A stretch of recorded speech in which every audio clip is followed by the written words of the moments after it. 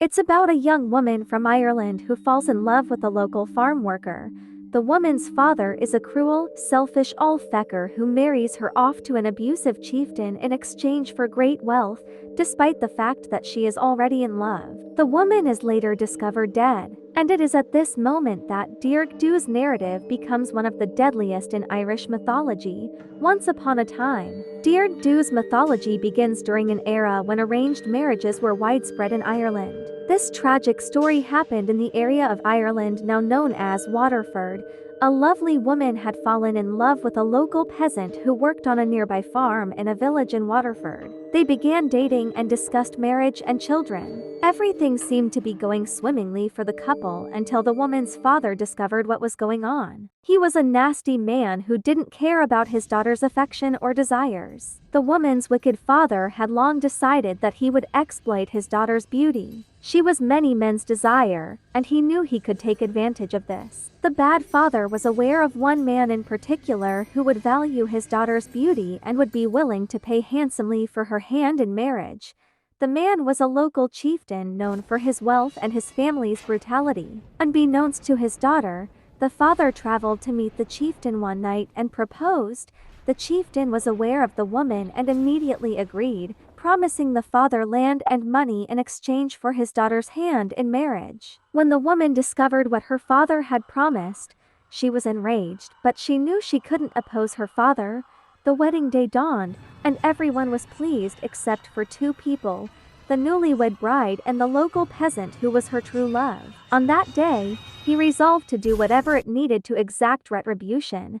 The woman's spouse proved to be even more violent than his reputation suggested. He treated his new spouse like a trophy, locking her up for days and weeks at a time. Her hope quickly faded. She stopped eating and drinking, and she died soon after. Despite her husband's wealth, her funeral was a low-key ceremony. To make matters worse, her husband married soon after. Her father, still high on his new money, was too preoccupied with his own avarice to be upset by his daughter's death.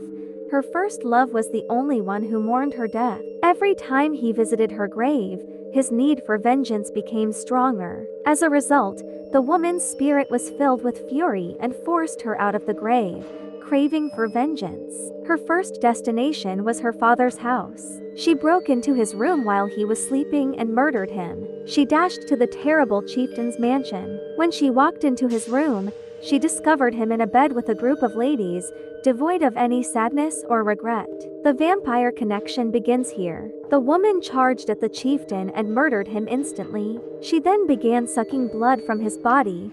The Dearg Due felt energized and alive after swallowing her nasty husband's blood. This sensation gave her an insatiable thirst for blood. The Dearg Due red bloodsucker used her stunning attractiveness to entice naive young men into dangerous situations. She plunged her teeth deep into their necks and drank greedily once there. She grew hungry with each triumph, gorging on the blood of numerous men beneath the cover of darkness and the promise of love, and suddenly she was gone.